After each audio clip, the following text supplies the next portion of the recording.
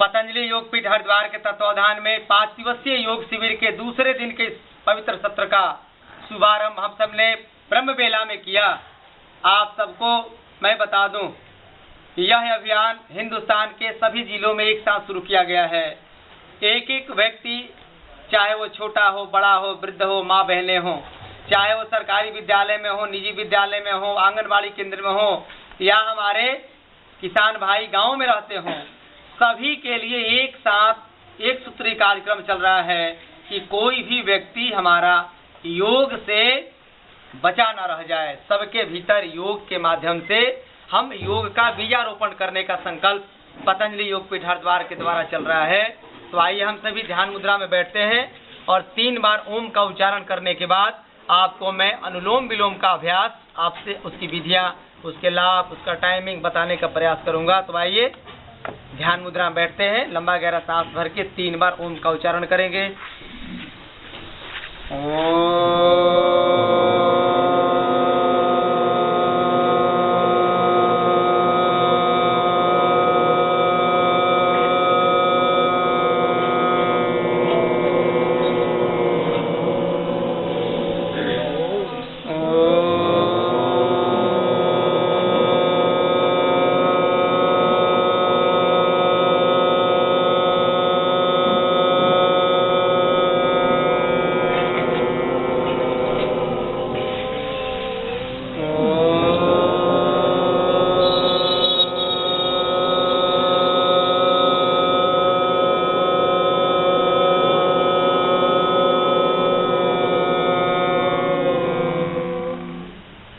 धीरे धीरे आंखों को खोलिए।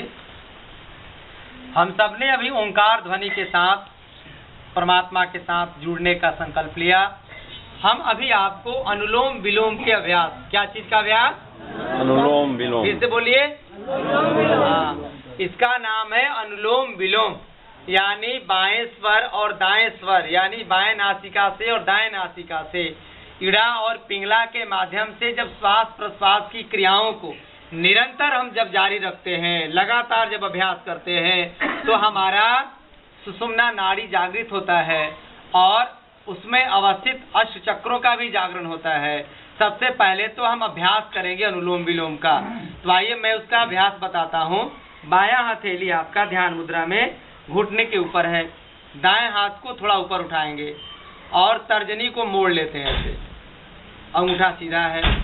अब दायां अंगूठा आपका दाएं नासिका पर रख दिया, दाएं हाथ वाला। अब बाएं नासिका से धीरे धीरे सांस को भरेंगे। सांस जब भर जाए तो मध्यमा और अनामिका अंगुली से आप बाएं नासिका को बंद करके दाहिना अंगूठा से हटा करके दाएं नासिका से सांस को बाहर करिए। फिर दाहिने नासिका से सांस भरिए, फिर अंगूठा से बंद करके बाएं नासिका से सांस को छोड़िए। जब सांस को बाएं से छोड़ते हैं तो पुनः बाएं से भर लेंगे। अब बायां बंद करके दाएं से छोड़ेंगे, यानी 5 सेकंड तक सांस लेना और 5 सेकंड तक सांस को छोड़ना। जिस नासिका से सांस आप छोड़ेंगे उसी नासिका से पुनः सांस भर लेंगे। तो आइए हम सब मिलकर के सबका अभ्यास करते हैं और बीच बीच में मैं इसका लाभ भी बताते चलूंगा। आंखें बंद, मेरुदंड सीधा, पीठ सीधा कर लीजिए, खड़ा। जब अनुलोम विलोम का अभ्यास आप करेंगे तो आपके भीतर एक सकारात्मक शक्तियों का जागरण होता है। आपको लगता है कि हम परमात्मा के द्वारा भेजे गए ऐसे महामानव हैं जो इस विराट कार्य को अपने जीवन में उतार रहे हैं। यह कार्य कोई साधारण क्रिया नहीं है। योग सत्र में भाग लेना, योगाभ्यास करना, ये पिछले लाखों जीवन की शुभ संस्कारों की प्रेरणा से जब हम प्रेरित होते हैं तो हम योग के सत्र में भाग लेते हैं या योगाभ्यास नियमित रूप से करते हैं। लंबा गहरा सांस भरिए। ऐसा महसूस होता है कि हम राम के जन्म में, राम के समय में, कृष्ण के समय में, बुद्ध महावीर के समय में, महावीर, लक्ष्मी, दुर्गा, सरस्वती, पार्वती के समय में हम सभी जन्म लेकर के उसके साथ हम सब सात्विक क्रियाओं में लगे हुए थे। तभी जाकर के इस घोर कलयुग में भी जहाँ चारों तरफ घोर अंधेरा, जहाँ चारों तरफ लूटमार, चारों तरफ बलात्कार, चारों तरफ व्याभिचार का बोलबाला है, ऐसे विकट परिस्थितियों में भी परम पूज्य स्वामी रामदेव जी महाराज ने सबको योग के माध्यम से रोशनी देने का काम किया। और आज अंतर्राष्ट्रीय योग दिवस 21 जून को संयुक्त राष्ट्र संघ के तत्वावधान में संवैधानिक रूप से पूरा दुनिया योग कर रहा है। और भारत की प्राचीन विधा को, हम अपने पुरखों के, अपने बाप दादों के प्राचीन सभ्यता संस्कृति को पूरे विश्व के लोगों को बहुत सात्विक, आध्यात्मिक और संवैधानिक तरीके से समर्पित किया है। ऐसे गौरवशाली महान पर्व के लिए हम सब जीवन को समर्पित करते हैं और अनुलोम विलोम का अभ्यास करते रहेंगे। खूब सांस भरिए, जितना आपसे सांस लेना मन पड़े। कभी ऐसा आपके अंदर ये भाव ना रहे कि मैं ले नहीं पाया। जैसे कभी कभी आदमी को रसगुल्ला दिया जाए और पेट भर खा लेता है और बाद में अफसोस करता है कि पेट थोड़ा और बड़ा रहता तो पूरा खा लेता। इसलिए आपके सामने कोई पैसा नहीं लग रहा है, कोई रुकावट नहीं है सांस लेने में। पूरा भरिए धीरे धीरे सांस। जब अनुलोम विलोम का अभ्यास करेंगे तो आपका ध्यान सांसों पर केंद्रित कर रहा है। सांस कैसे अंदर जा रहा है, सांस कैसे बाहर निकल रहा है। एक एक श्वास प्रश्वास की क्रियाओं पर 100% ध्यान केंद्रित करते हुए जब आप सांस घोड़े से सवार होकर के आप अंदर की जब यात्रा शुरू करते हैं, आप अंदर जाइए, अपने शरीर में प्रवेश करिए, हृदय में जाते हैं। हृदय में जाकर के रक्त के साथ मिलकर के शरीर के अलग अलग अंगों की यात्रा करते हैं और सभी अंगों को, सभी कोशिकाओं को हम पोषण देते हुए, पोषित करते हुए, ताकत देते हुए, ऊर्जा का संचार करते हुए जब अभ्यास करते हैं। खूब काम करिए। ऑक्सीजन की मात्रा जो जितना अधिक लेगा, हम गांव में बैठ कर अभ्यास कर रहे हैं, कितना पवित्र मौसम, वातावरण, वर्षाकालीन है, चारों तरफ मेघ उमड़ते घुमड़ते, चारों तरफ खेत खलिहानों में धान की फसलें लहरा रही हैं, चारों तरफ अलग अलग प्रकार के औषधीय पौधों का एक लंबा वातावरण तैयार है।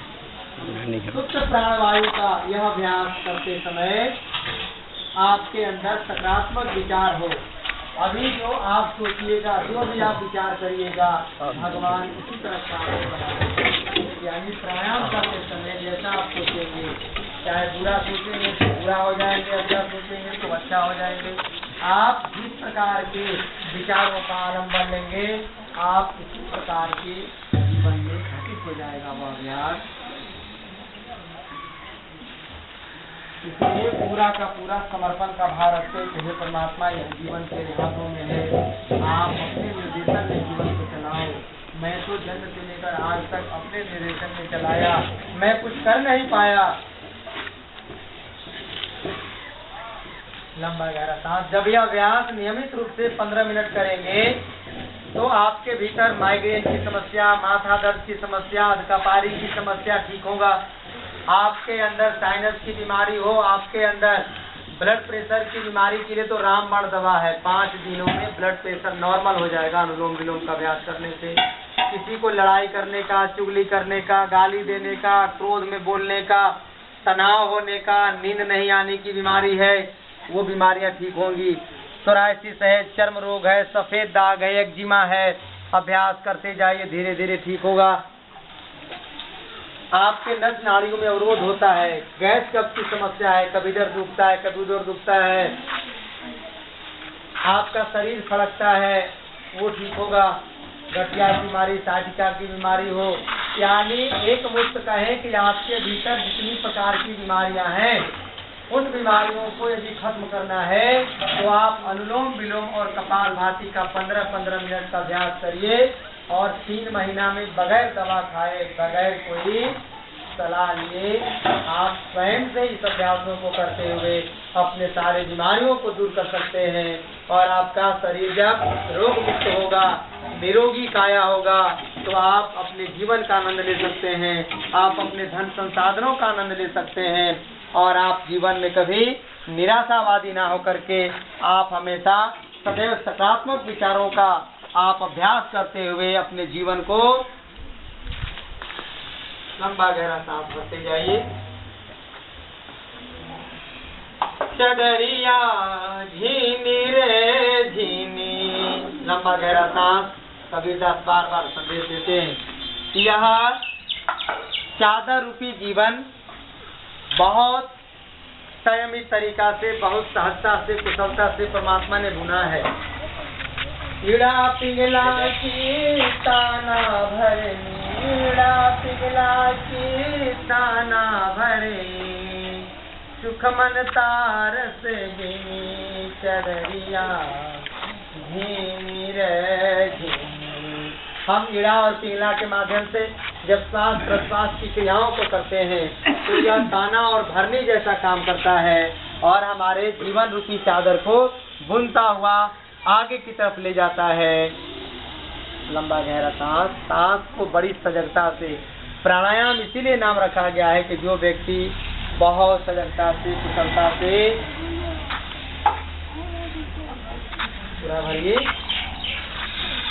सांस जब लेगा और छोड़ेगा तो उसके भीतर जो सेल डीजनरेट हो रहे हैं, जो कोशिकाएं मृत प्राय हो रही हैं, तो इन अभ्यासों को करने से कोशिकाओं में ताजगी, कोशिकाओं में आपके उच्च तेज का जब संचार होगा तो जो डीजनरेट हो रहे थे वो रीजनरेट होते हुए यानी मृत प्राय से पुनर्जीवन का भाव रखते हुए ये सारे अंग जागृत होंगे और सारे अंग जब जागृत होंगे तो आपके भीतर एक बदलाव दिखाई देगा।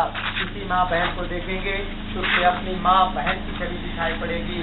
आपका मोह माया की शक्तियाँ के ऊपर उठ जाएंगे। जितना आप अपने परिवार से प्रेम करते हैं उतना प्रेम आप अगल बगल वाले से, पूरे जिला, पूरे राष्ट्र और पूरे विश्व से करने लगेंगे। यह है मानव से महामानव बनने की दिशा में पहला कदम। बोलिए भारत माता की।